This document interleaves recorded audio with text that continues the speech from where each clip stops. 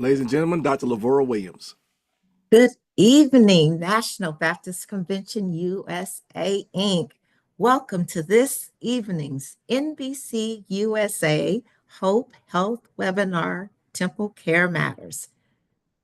We acknowledge our national leadership, Dr. Boise Kimber, President, Dr. Christopher Davis, General Secretary, and our own Dr. Michael O. Miner, National Director, NBC USA Liaison, National Director, and the NBC USA Liaison to the U.S. Department of Health and Human Services.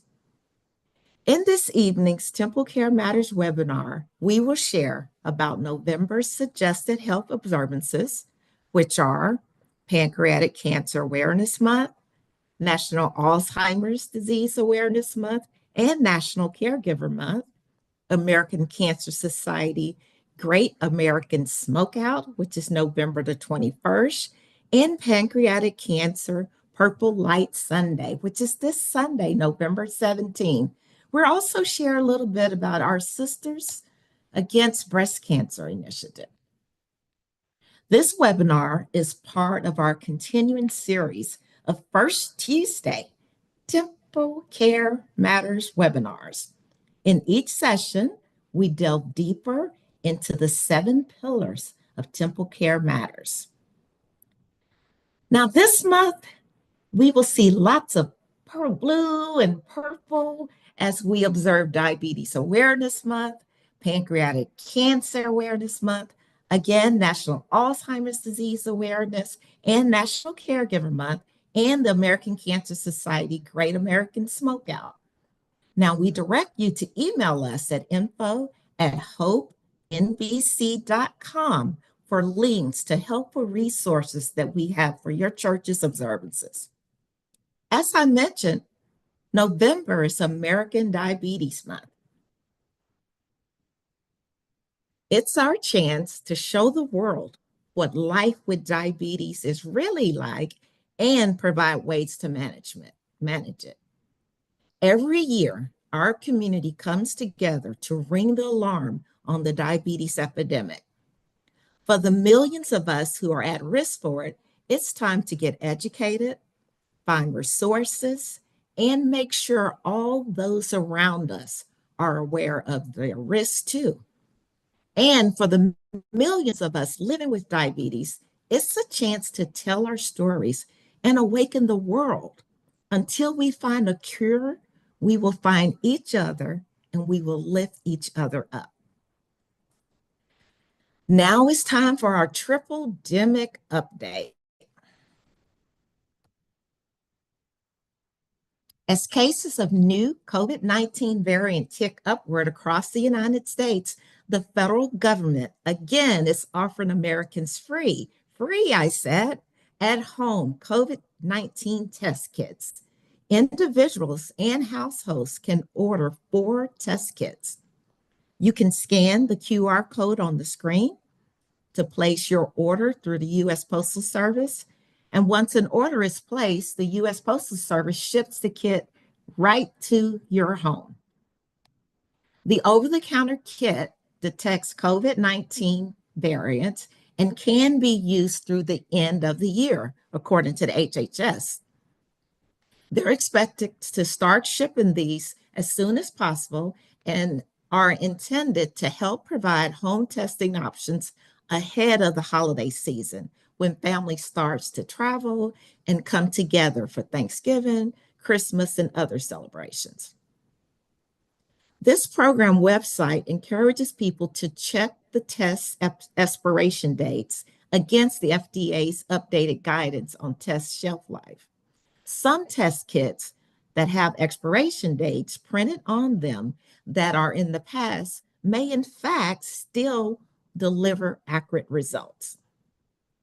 HHS continues to encourage testing for COVID-19 so that individuals who contract the virus can seek treatment, can self-isolate, or take other steps like wearing a mask. Yes, you can still wear your mask so that you don't infect others. To date, the federal program has distributed more than 90 million tests to American households. Get yours, it's free. Now I'm going to transition into the November monthly observation, which is Alzheimer's disease awareness.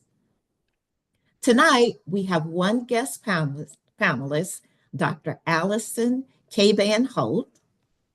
She is the Associate Center Director of the Maya Angelou Center for Health Equity at Wake Forest University in North Carolina. She obtained her undergraduate degree in psychology. Wow, we need more of those, don't we? From Yale University, her PhD from the University of Tennessee, go Vols. And she completed her postdoctoral studies at the Sanders Brown Center of Aging at the University of Kentucky. She went blue. She has spent much of her career focused on the inclusion of underrepresented and people of color into research studies, mostly brain health studies. Her research focuses on developing appropriate tools to diagnose Alzheimer's disease. In her current role, Dr. K. Holt is working to create a program of research around community outreach and engagement of minoritized groups to achieve more effective recruitment across research studies. You all know we need to be represented in those research studies. And most recently, she has helped develop and implemented a program for increasing knowledge and awareness of Alzheimer's disease that has reached over 200 Black and African American caregivers of persons with dementia in 3 cities in North Carolina. She's working now to expand this program, and that's great news. We need that program. So we are so happy to have you here, Dr. K. Holt. Thank you, Dr. Williams, for that great introduction. And I also want to thank the National Baptist Convention for inviting me. I'm looking forward to sharing today. Of course, of course. We are so happy to have you. Okay, so we've got a lot to talk about tonight. So why don't we just jump right in? Right. Okay, so can you just share some Alzheimer's disease statistics so that we'll know like what we're dealing with? Okay. Sure, absolutely. So I first want to start off by telling you what Alzheimer's disease is. Mhm. Um, Alzheimer's disease is considered a neurodegenerative brain disorder, and that's just a fancy way of saying there are nerve cells in your brain, and they die off over time. And as they become non-functional, the person ends up having trouble with their memory and thinking to the point Mhm.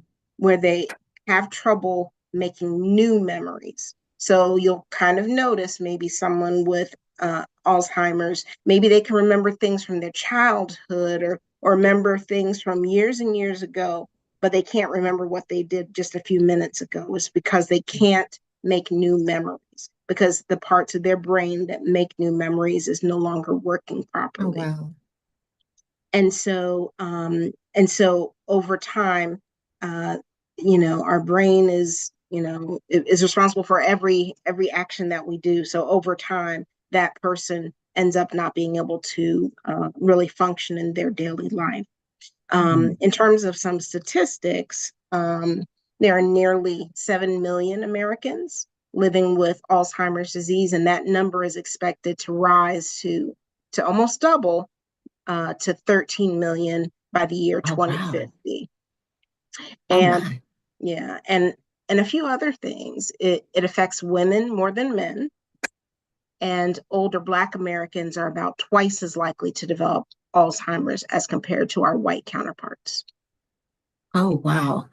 Dr. Allison, that's quite a disparity among Black people. Now, can you provide some insight on why we suffer more from Alzheimer's disease than others? So we have some guesses. We don't know exactly why Mhm. it is that we have that higher propensity to have Alzheimer's. So, but there are a number of factors that we think have an influence on that. So, first, many health conditions that are associated with having a higher risk of Alzheimer's are very prevalent in the Black community. So, heart disease, high blood pressure, diabetes. We believe that all of those things put a person at higher risk for having Alzheimer's. And when you consider oftentimes Black Americans, we get those diseases at younger ages. So you also have a much longer time of having it compared to some of our counterparts of other racial and ethnic groups. Um, and so, and there are other things as well. We believe that um, emotional conditions also have an effect. So when you consider the chronic stress that can go with racism and those traumatic um, events that can happen in Mhm. one's life and how stressful that can be, um, we believe that it causes a reaction of inflammation. And we think that that leads people to having um, is a risk factor for for a decline in Alzheimer's disease. And so we do believe that even experiencing discrimination such as racism can raise or increase our risk of Alzheimer's. Okay, so those things increase our risk, but like what actually causes it? And sometimes we know people like there's people in their family, and it seems like there's several people in their family that have Alzheimer's disease. So is it also hereditary? So those are really good questions. So we don't know exactly what causes Alzheimer's, even now, even though Alzheimer's has been around 100 years, we still don't exactly know what causes it. We know that it's linked with aging, that as a person gets older, that increases their risk. And um, also, just because you're at risk does not automatically mean that you will have something, but it increases that chance. Um, but we don't know exactly what causes Alzheimer's. We know um, that scientists are still trying to determine what it is about the aging process that starts that cascade of Alzheimer's starting. Um, and because we don't know exactly what causes it, that's part of the reason we don't have a cure yet either. But there are better medications that are coming along. Um, in, Okay. in terms of heredity and whether it's related to genetics. That we have identified more than 100 genes that increase one's risk for developing late onset Alzheimer's, meaning after the age of 65. Scientists have found some rare genes that can cause a person to develop Alzheimer's at a much younger age, like in their 40s or 50s, but that is very rare. Most of us who most people who develop Alzheimer's at the later stages of life may not necessarily have may not have a lot of genetic risk factors. We believe that it does run in families to a certain extent, and we're still trying to find out more about that. So there may be several people in a family who develop Alzheimer's, but there could be several people in that same family who also develop the risk factors for Alzheimer's, such as high blood pressure or diabetes. So we're really trying to tease that apart. Okay, wow. So you've mentioned some risk factors. Could you speak more about those risk factors and help us understand what we can do to lower our risk of developing Alzheimer's? Sure. So when we talk about risk, there are actually two categories of risk factors. So there's modifiable, meaning you can do something about it, and non-modifiable, things you can't really change. So, for example, things that you can't change, your age, you are how old you are, and we know that that increases risk for Alzheimer's. Your sex or gender, you are, you cannot change that. So, and as we said before, women are at higher risk. Genes, again, whatever genetics you have, you can't change it. But hopefully, if you modify some of those risk factors and those behaviors, maybe you can stave off some of your risks. So, for example, if you in your genetics, maybe there's a propensity to be overweight, you could work and try to exercise more to bring your weight down. That would be one way of dealing with your genetics through your behavior. But honestly, even though there are things that we can't change, there's really a whole lot more things that we do have an opportunity to change. So we can't change our genetics. So, for example, being physically active, we believe that any of the things that you can do that are going to be healthy for your heart are going to be healthy for your brain. So anything that you can do to bring down your blood pressure, change your cholesterol, perhaps if you're holding on to a few extra pounds, getting rid of those may change your risk. Getting enough sleep is one that we don't talk about a whole lot, but remember that when you're sleeping, that's time for your brain to sort of take a rest and to do, certain kinds of repair. So you do need to get your rest so that your brain can be as healthy as it can be. Limiting any sort of, not to smoke, because again, circulation, handling, depression. If one has hearing loss, there's actually a link between hearing loss and Alzheimer's. So if you're not hearing as well as you used to, you need to get that hearing aid. And of course, avoiding brain injury. Wear your seatbelt when you're in the car. And if you're on your motorcycle, wear your helmet. Get your screenings. But definitely, if you're going to be on that Harley, you need to wear your helmet. Like protect that brain. Yeah. Yeah, we only get one, right? Don't get one. So that was very helpful. Sometimes when we're looking at like watching TV or reading an article, it talks about Alzheimer's and then it talks about dementia. So are they the same thing?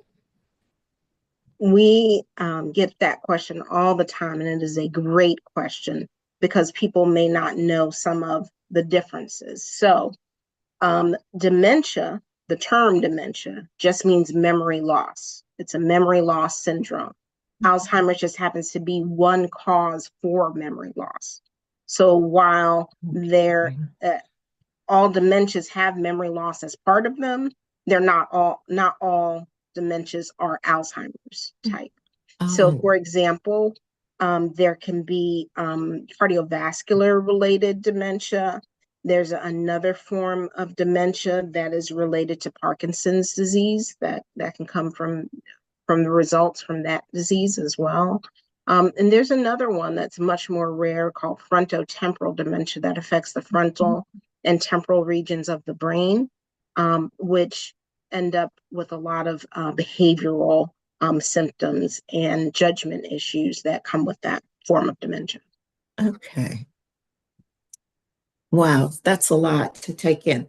So sometimes, Dr. Allison, I go to the refrigerator and I open the door and I'm just standing there. I have no idea why I went in the kitchen, why I opened that door. Like, should I be concerned? Is that a sign of Alzheimer's? Like, what are the behaviors that are normal Yeah. versus what's concerning for Yes. Alzheimer's development? So, and just to put it out there, the Alzheimer's Association has what they call the 10 warning signs for Alzheimer's. So if you look them up, you will see the at alz.org, alz.org, Mhm. and you can find out more about the warning signs. Again, warning sign only means that that if you see this, you should go and get it checked out. It does not Okay. mean that you have Alzheimer's, but it might suggest there's a reason to get checked out.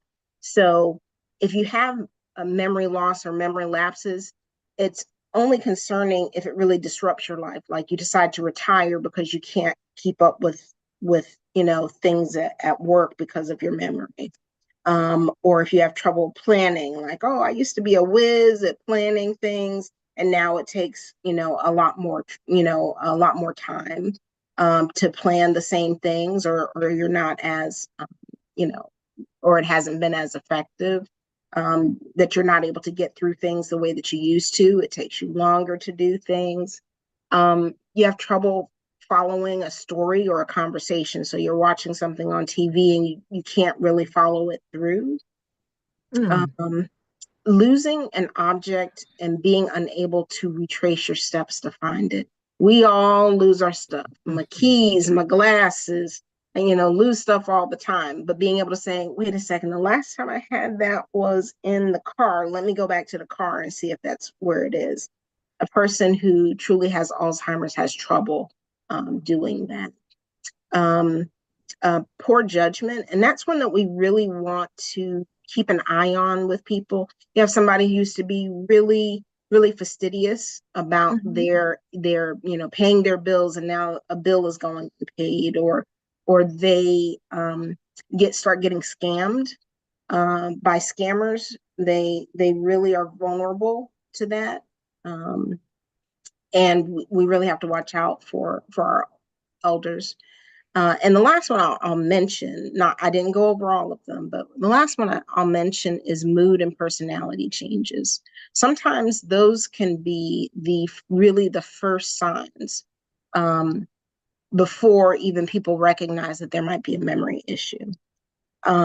If you consider that if you have put something down and you don't remember where it is, and you start to think, well, did somebody move it? They're playing games on me, or they're moving my stuff. That could also make you Mm. upset, moody, and so those are just some of the signs that would suggest that you should go and get a checkup.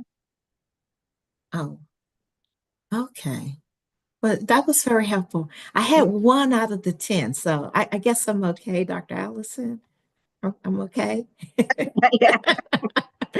So, if we're concerned, how do we get a diagnosis?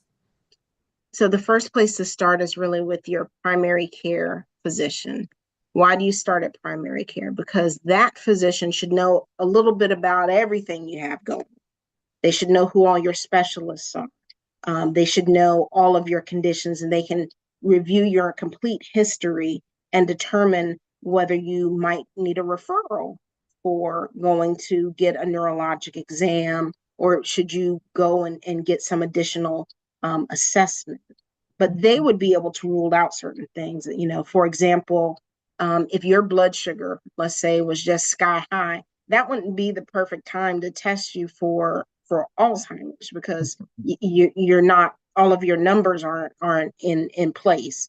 You'd want to have your physician help you get your blood sugar down, and then see, are the memory issues still there.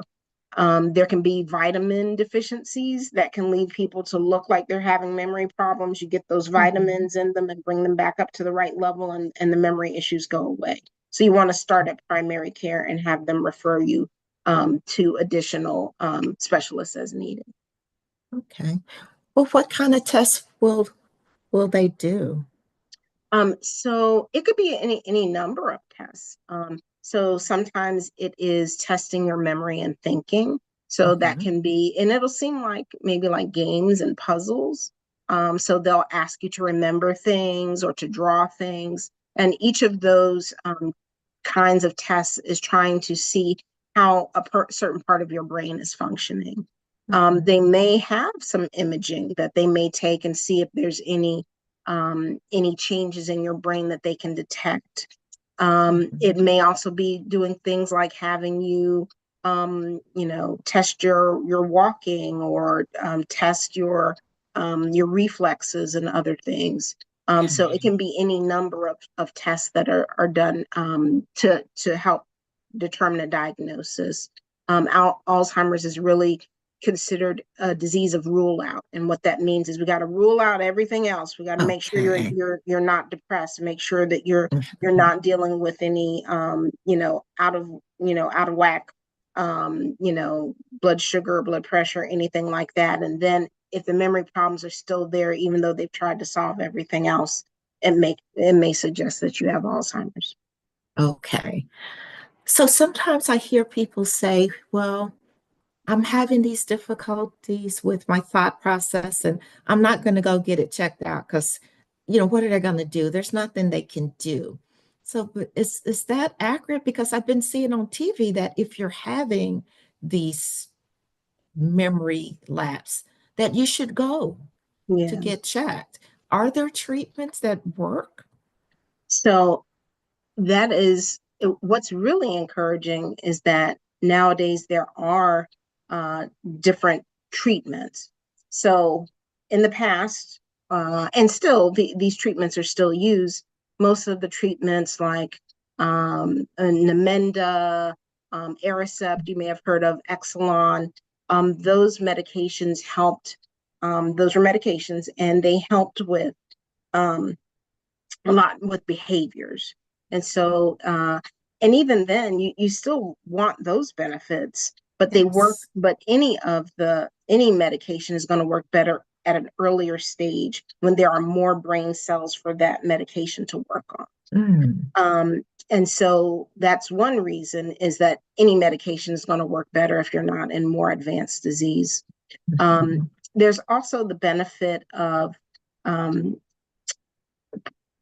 and then there are other medications that are really brand spanking new, like just in the past few years, that actually modified the disease. So there are, in the past 3 years, there have been 3 new medications. One of them has just been taken off the market recently for just because of the cost.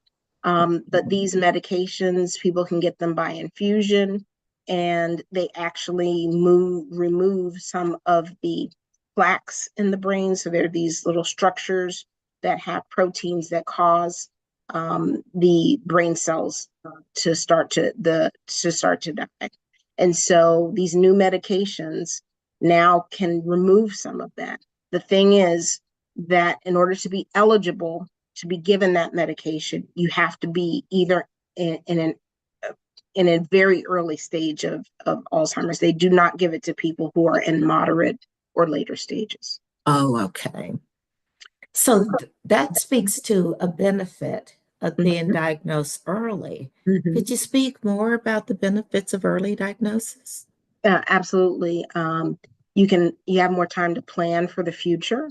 You have more time to understand what you might need, kind of what affairs you might need to get in order in terms of your legal, your financial matters, address any sort of safety issues.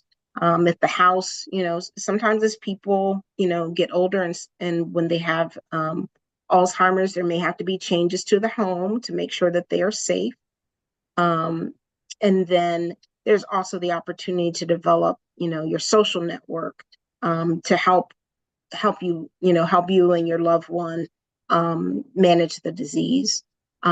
Also, with earlier diagnosis, you do increase your chance of being eligible for some of these clinical trials and other kinds of research where they are testing these new medications and give you that opportunity as well.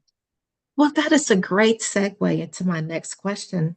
As you were speaking, I was thinking about what you mentioned earlier about these new medications that they're now using that actually slows down the progression of the disease. And I understand that some of your work has to do with clinical trial enrollment. Could you speak to us a little bit about why that's important?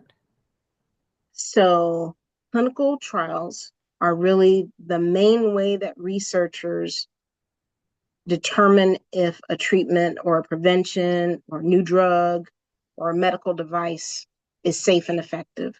So, it doesn't matter whether it was an aspirin or an ibuprofen or a pacemaker. At some point, that was in a clinical trial. No matter what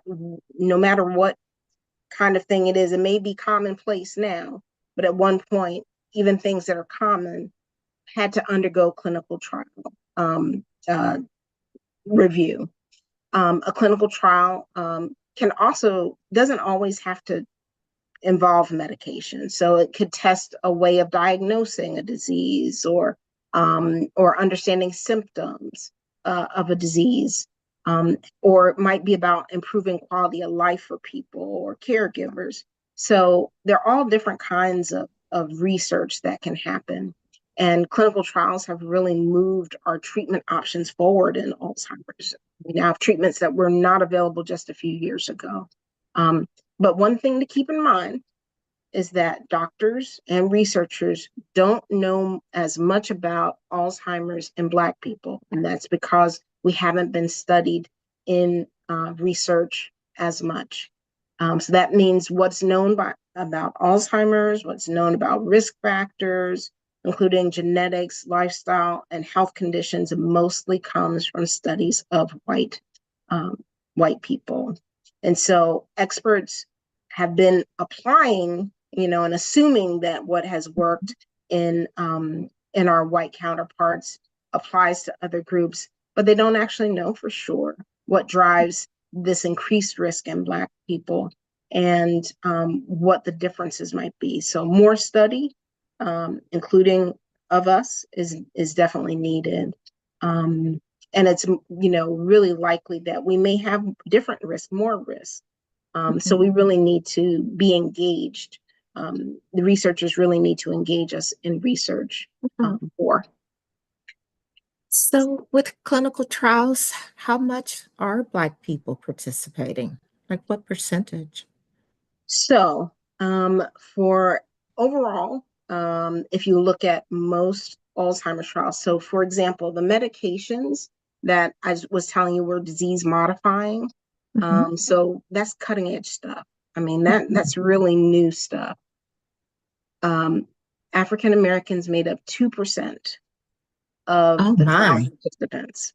So it was something like 4,000 people. There were like 20 of us in the study. And so now you're going to take you're going to take this medication and give it to a wide range of people, but we weren't well represented in the study.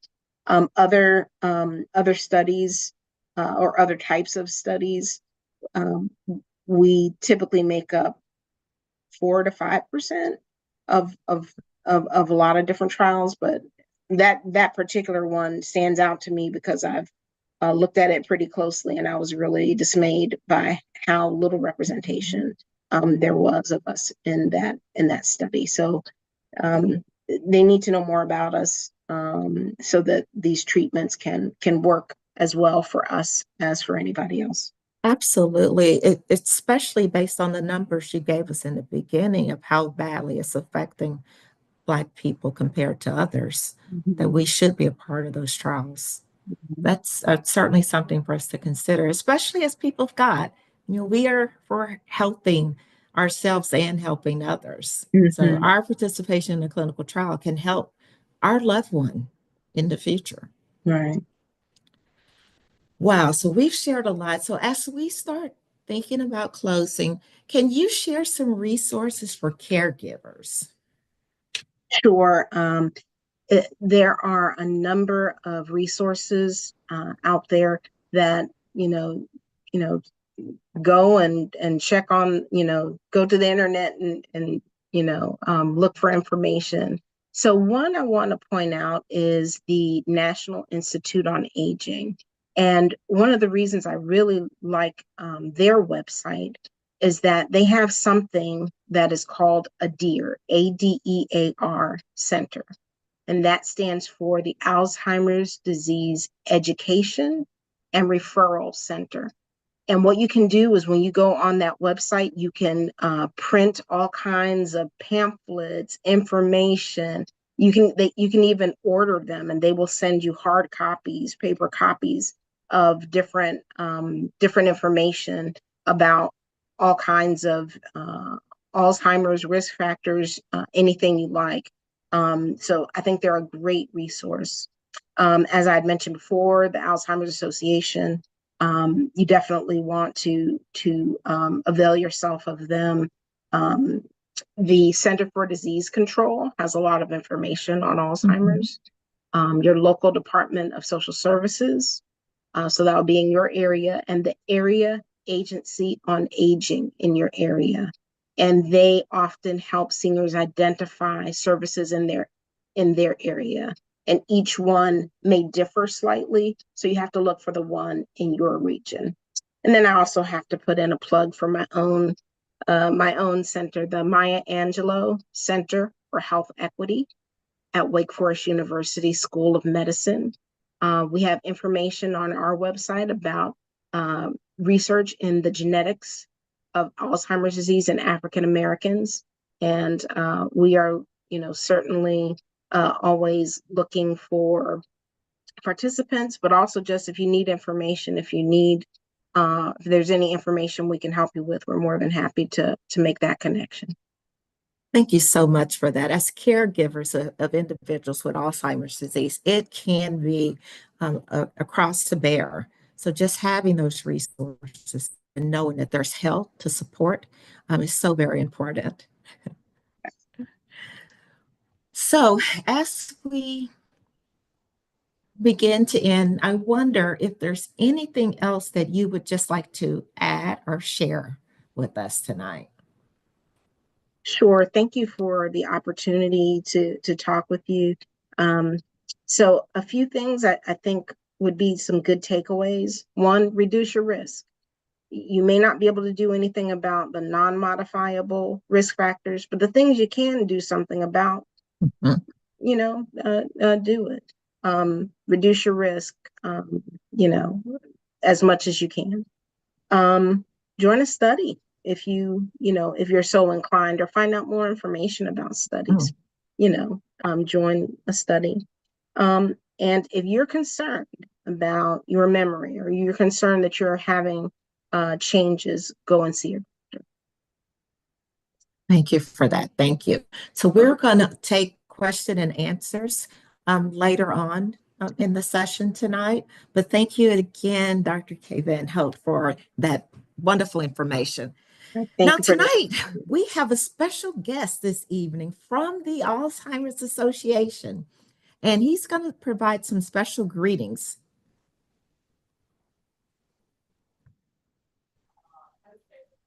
There he Good evening, is, Mr. everybody. Philip Bennett. There you are. Yes, yes. Good evening. I'm Phil Bennett. I am the program manager at the Alzheimer's Association in Illinois. Excuse my attire. I'm leaving the sports party where we had our sports shirts on. Um, but I do want to just say that the Alzheimer's Association, we cater to anyone who is affected by the disease. I think Dr. Allison did a great job explaining and giving information about Alzheimer's. But we cater to anyone who's affected by the disease, and that catering could look like care and support as far as having support groups for caregivers, far as providing education, such as the 10 warning signs or understanding dementia-related behavior, things like that. And you can look at our website at alz.org. I'll put that in the chat shortly, as well as call our 24/7 helpline. At our 24/7 helpline, you can call at any time and speak with a master level counselor or an information specialist, and they can talk to you about the disease. And a lot of times what happens is people call and they say, I don't need any answers today. I just want to talk about my day. So there's Oh, somebody there just to talk to you about that. So having that resource, I think, is awesome. And I definitely feel like our community needs to tap in on the resources, especially these free resources that we offer. yes. So I wanted to share that. And if there's anything else, I'm here to help answer. Thank you so much for sharing that. So now it's time for our monthly Let's Move National Baptist update. Sister Nettie. Good afternoon, everybody.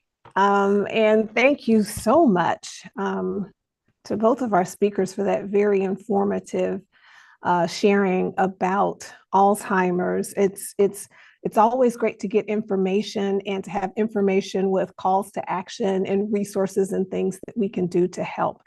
And with every monthly observance that we do every single month, regardless of what the particular condition is that we're discussing, it always comes up that being physically active is one of the modifiable traits, one of the modifiable elements that we can do to reduce our risk. So kudos to all of you that have been being active, that have been sharing your movement minutes. The last 2 months, our movement focus has been on strength, and going into November, as we approach the end of the year, we're going to focus on flexibility. This is an important trait and ability in all aspects of life. But when we talk about physical flexibility, we're talking simply about the joint's ability to move through a range of motion. And it can have a lot of great benefits. It can help improve your posture. It can reduce stiffness. It can help you with aches and pains. Somebody put a 1 in the comment or in the chat. If you have aches and pains, I feel like I get new ones every single month as God blesses me to continue to live. And it can also help us to prevent injuries. In addition to that, y'all, flexibility is so important because it helps us to be able to do things that we do every day, bending down to tie or put on our shoes, reaching to get an item out of a shelf, twisting to get out of a chair. These elements are what we call functional fitness. So in addition to the ability to just feel better, it can help us to function better as well. Now, it's important that as we develop and maintain flexibility, we can do so through stretches that can be either static, which is like a holding stretch, or dynamic stretches, which involves movement. I also want us to be aware of some exercise methods, things like Pilates and Tai Chi. They beautifully tie flexibility with mindfulness. So you're getting that physical fitness workout along with a workout of the mind, mental acuity, which again ties back to what we were talking about when we're talking about Alzheimer's. So just a beautiful thing. So the reminder is that there are resources in the Let's Move National Baptist Band. There are 4 pages that talk about flexibility exercises, again, giving you some resources so that if you're already doing it, maybe you can add something on. And if you're not doing physical flexibility exercises regularly in your regimen, you can add those in. Just to give you a quick guideline, the American College of Sports Medicine recommends that healthy adults do flexibility exercises that involve all of our muscle groups and tendons and that kind of thing at least 2 or 3 times per week. So we have given you in that band some resources to help, and we'd love to see how you are stretching and moving and increasing your flexibility this month, okay?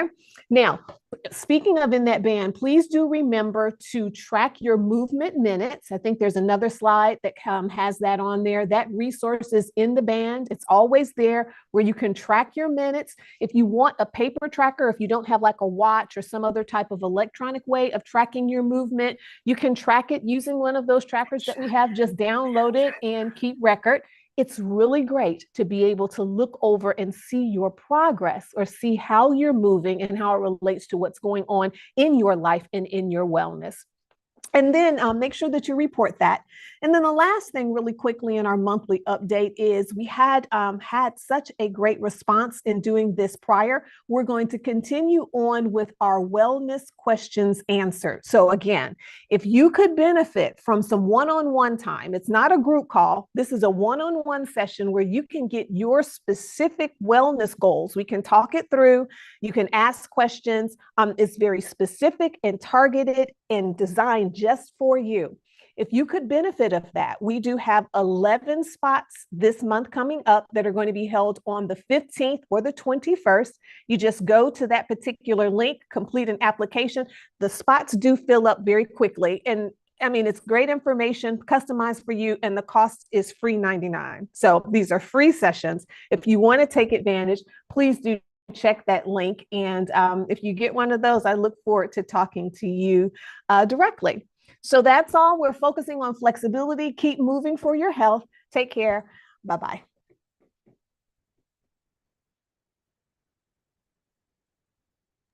Thank you, Sister Nettie. I love Thank that you. energy that she brings. She makes me want to do some exercise and be more flexible. Yes. So there's one more observance month that we need to talk about, and that is Pancreatic Cancer Awareness Month. Just a little bit about pancreatic cancer. It begins in the cells of the pancreas, and that's an organ that's in our lower abdomen. The pancreas has 2 main functions. It helps with digestion, and it helps make insulin, which removes that sugar from our bodies. There's 2 forms of pancreatic cancer. However, 95% of all cases come from one form, which is exocrine pancreatic cancer. Smoking, having extra weight, having diabetes, chronic pancreatitis, and certain genetic conditions are all risk factors for pancreatic cancer. Now, according to the National Cancer Institute surveillance, they estimate that there's going to be about 62,000 people diagnosed with pancreatic cancer and 49,000 deaths from pancreatic cancer. Pancreatic cancer is the 3rd leading cause of death in this country. And it's projected to become the 2nd leading cause of cancer. So right behind lung cancer. So let's lower our risk, protect ourselves against those things that we can, meaning no smoking, cutting down on high-calorie foods, being physically active, as Sister Nettie mentioned, and managing our diabetes. For November 1, it's open enrollment for the 2025 Affordable Care Act. It began on November 1st. Have not enrolled in the Affordable Care Act and you need insurance, do it now. And the website is www.healthcare.gov. Lady Bryant wanted to come and bring greetings tonight, but she's unavailable. But she did want to thank you all so very much for the inaugural Sisters Against Breast Cancer observance. It was a great success. She looks forward to it being even bigger, better next year. And she has a few swag bags that are left over. And if you contact her, she can get you those swag bags. So again, thank you from the bottom of her heart and my heart. We wanted to remind you all again about our self-paced health ambassador training. In June, we launched a series of YouTube videos that covers all 8 lessons for the Health Ambassador certifications. And here's the QR code that you can scan so you can reach the training link. However, to receive the credit towards your Health Ambassador certification, you need to email us at info@hopenbc.com to register, request a copy of the training guide, and then complete the training survey on our website. And don't forget to include in the subject line when you email us the NBCUSA Hope Health Ambassador Training. Woo! We have covered so much this evening, but the best part is coming. We want to hear from you. So now's the time that you can type in the chat or you can raise your hand. And for those watching on social media, we're going to do our best to capture your questions also. Again, let's not forget all of our November marketing updates: Pancreatic Cancer Awareness Month, Pancreatic Cancer Purple Light Sunday, which is this Sunday, November 17th, the Great American Smokeout, which is Thursday, November the 21st. And let's continue with our focus on Alzheimer's Disease Awareness Month and National Caregiver Month throughout the month of November.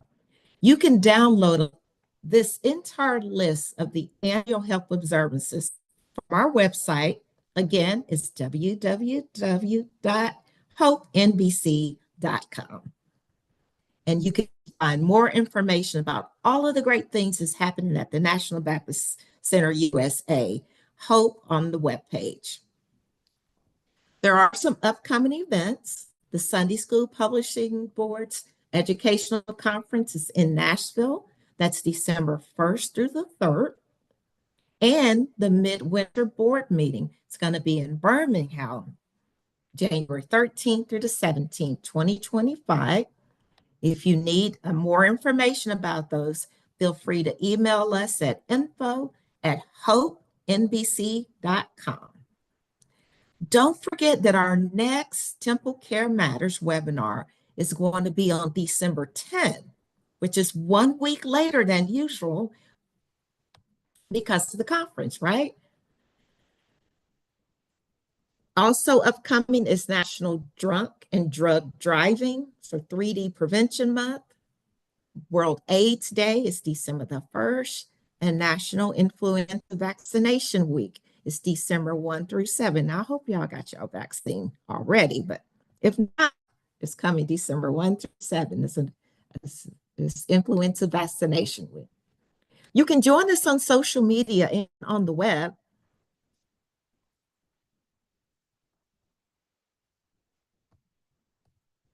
On our Facebook page, our Twitter feed, and we also have a YouTube channel at NBC USA HOPE.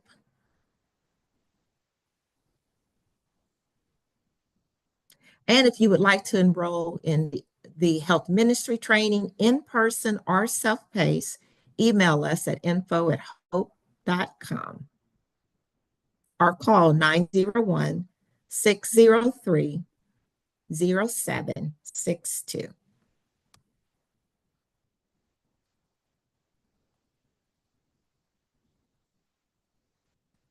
Again, we always appreciate the feedback that you all provide to us. So would you please complete the webinar survey? It should be in the chat now. There it is. And so please complete that survey for us. And lastly, we appreciate the tireless work of our NBCUSA HOPE team, Dr. Michael Miner, Dr. Desi Levy, Lottie Manor, Sister Nettie, Pastor Dexter Moraine,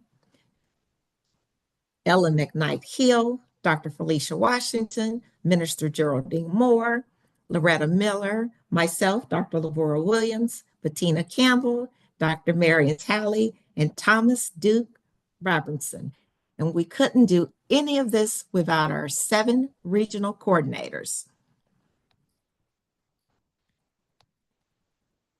Pastor Daniel Blackburn in the Northeast, Brooklyn Rogers in the Southeast, Pastor Bernard Montgomery in Southwest 1, Linda Carpenter in Southwest 2, Teresa Fales Fair in the Midwest, Tafara Robinson in the West, Pastor Richmond Johnson in the Far West.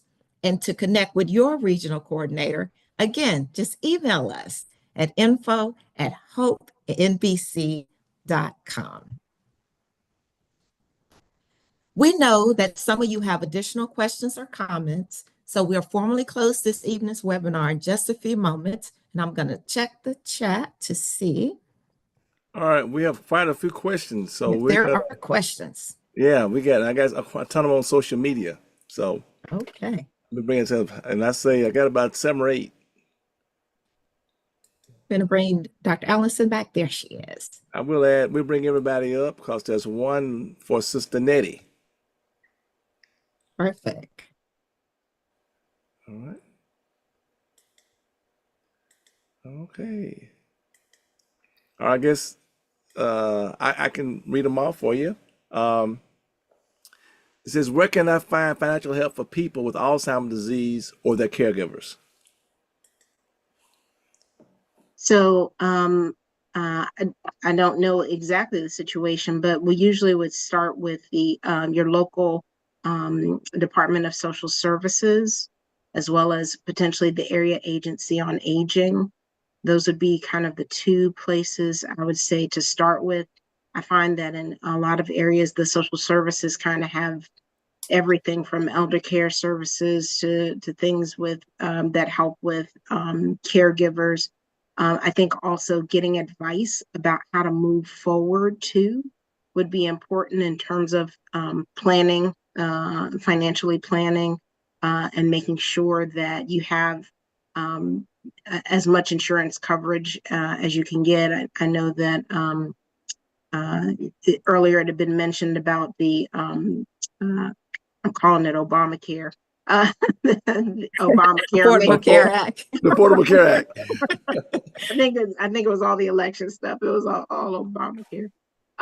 But just making sure you have the coverage as that would be appropriate. I know that some recent I know in our area, there's some recent funding that will actually provide caregivers with funding for taking care of their loved one. It's very limited, but it's more than what had been there before. So being able to look at those kinds of options are important.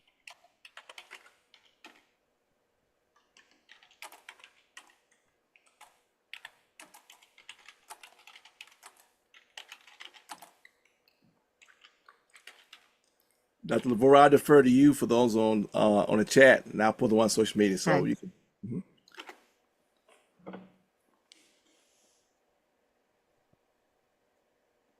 I see there's a question about stem cell therapy and brain cells. She just don't know enough about that to be able to give you an Okay. answer. That's a great question. And whether stem cell therapy is being done. I don't know as much about that or if that's being done. I'd need to kind of check into that. It sounds like it would be something that would be really promising potentially. Thank And you. then, and I see another one there. Dr. Allison, you mentioned that incidents of Alzheimer's are expected to double. What is the reason for the increase? I think we believe that part of it is because the aging population, there's just going to be a lot more of us living to be older. And so that has a lot to do with what we think is a doubling. It's the good part of having great medicine, but it also will lead to more instances of these aging conditions. Okay. From social media, are there any side effects from the Alzheimer's drugs? So, and there can be side effects, and the side effects vary. So, a lot of the behavioral drugs like Aricept, Namenda, Exelon, it's almost like you kind of have to try it. Most of the medications are for a particular stage of the disease, and so people try it. One person might be able to take Aricept all day long, and somebody else can't touch it. Um, and so it is a little bit of a trial and error. Most of the side effects of those medications are tend to be manageable.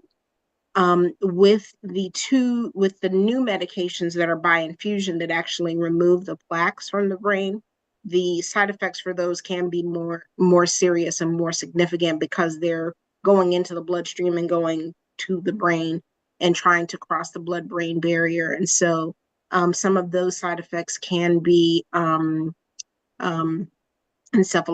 So that would be water on the brain, swelling, um, potential for stroke. So those have to be done under close consultation with a physician and very strict monitoring. It does work it has worked for some people, but there are more significant side effects. There's a question, Dr. Ellison, about which sponsors had the clinical trial with only a few people of color. What did you say again? Who sponsored the trial, the clinical trial that only had a few people of color in it? So, and part of the reason I think it was allowed to get away with having very few people of color or Black people, they actually did better with other ethnic and racial groups, just not African Americans. I think it was sponsored by the drug company, and because of that, drug companies often don't have to have the same standards in terms of they're not bound by the same requirements as if it was a drug that was being sponsored through, say, the National Institutes of Health um, uh, for its development. And so private companies don't have to are not held to exactly those same standards for making sure that there's representativeness. Thank you for that. And as a scientist, I know that it's often very difficult to enroll people of color for many different reasons, why it's more challenging. There's a question for you, Sister Nettie. It's regarding an elderly father that they're having difficulty getting him up and moving from his recliner. Any pointers on how to get him up and moving? Certainly. I think that even some of us that are not quite elderly have a problem getting out of our recliners. I think that the first thing would be to determine if it is a physical hindrance or a motivational hindrance or desire or a combination of both.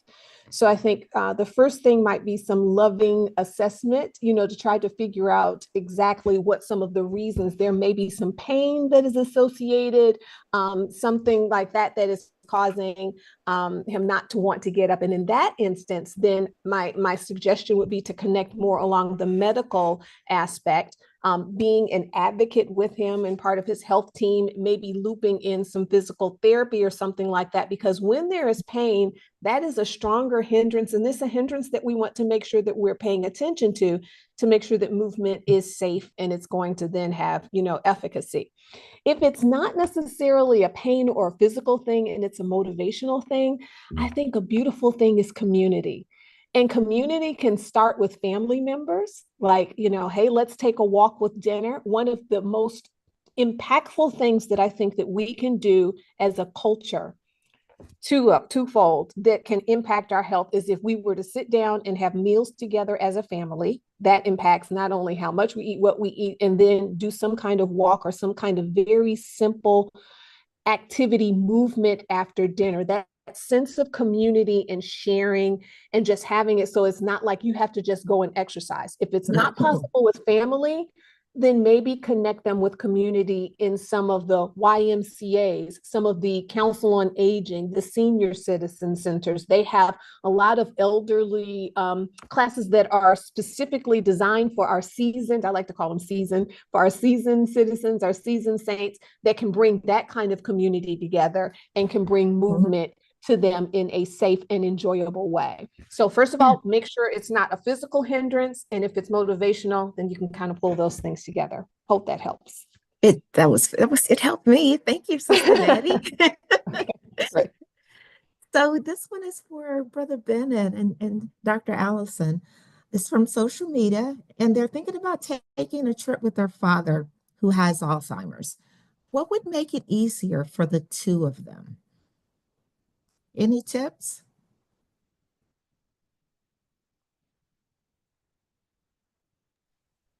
Sure. Sure. I guess it would be good to know like which way that they plan on traveling. If they are planning on traveling, via airport or so, you can actually contact the airport and let them know that you're bringing someone with Alzheimer's. And sometimes they can provide a wheelchair, or they can just provide more service or have somebody on standby with you in case you need that assistance. There's also paramedics there in case something happens, in that range. The other thing is if you're traveling, especially during the holidays, you want to kind of consider where you're taking your loved one. Sometimes bringing them out of their environment could sometimes get them riled up. So having them in unfamiliar settings could sometimes cause some issues. But I do have a list of certain things to look for when traveling with your loved ones during the holidays. So if you contact the 24/7 helpline and ask them for a list, they can email you out a list or do a snail mail and send you out a list of things just to look for when you're traveling with a loved one. Thank you for that response. Anything to add to that, Dr. Allison? I agree wholeheartedly with Phil. Keeping the person as much as possible in their routine, keeping their medications on time, so that in addition to a lot of the difference, that their medications are intact, as much as possible. Um, as much as possible, keeping a lot of activity, just being careful not for them to get overwhelmed.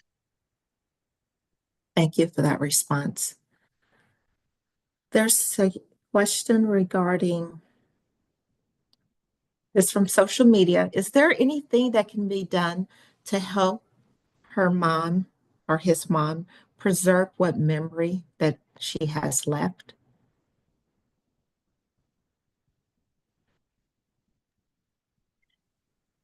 So, and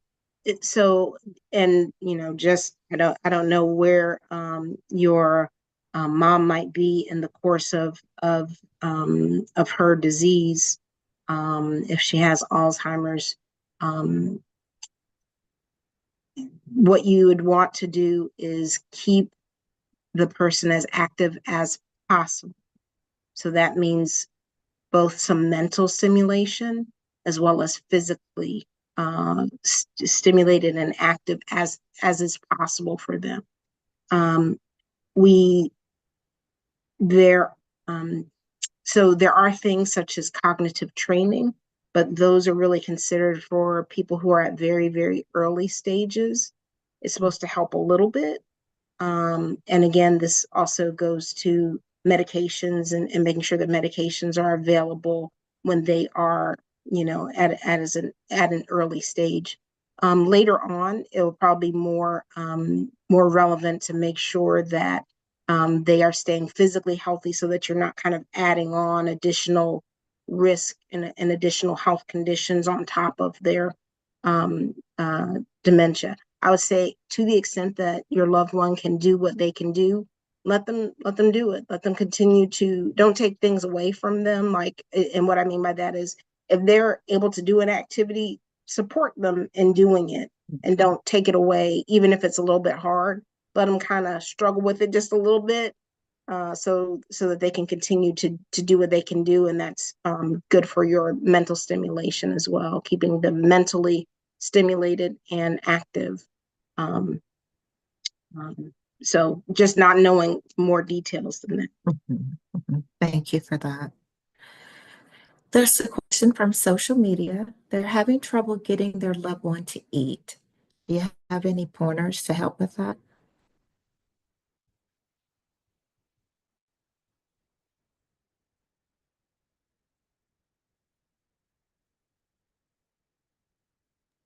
Okay, I could take that one. So sometimes they can be tricky as well with having trouble getting your loved one to eat. So my grandmother actually passed away 2 years ago from Alzheimer's.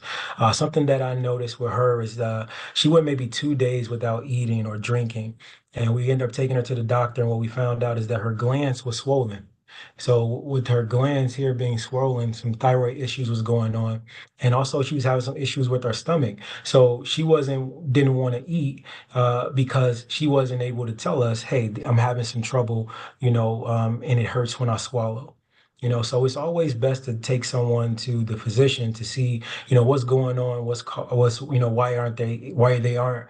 they're not eating versus than assuming or trying to continue to force feed them or things like that. Also, during the disease as it begins to progress as well, we're going to see that our loved ones will eat less and less as well. So that's something that we'll look forward to as well, because a person actually forgets how to swallow in the last stage.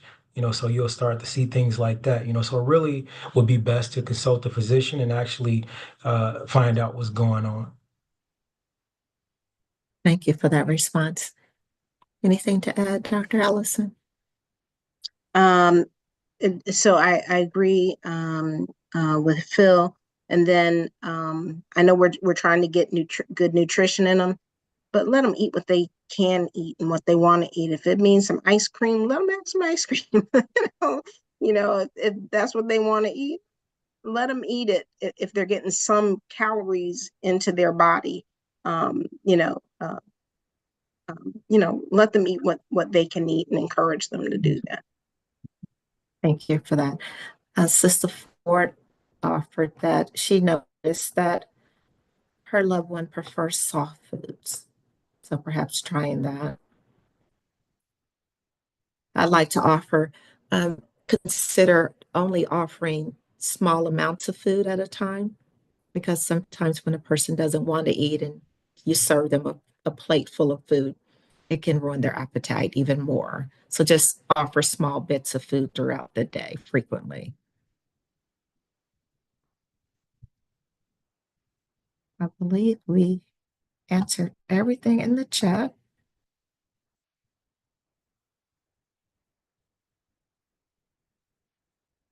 And that's all social media.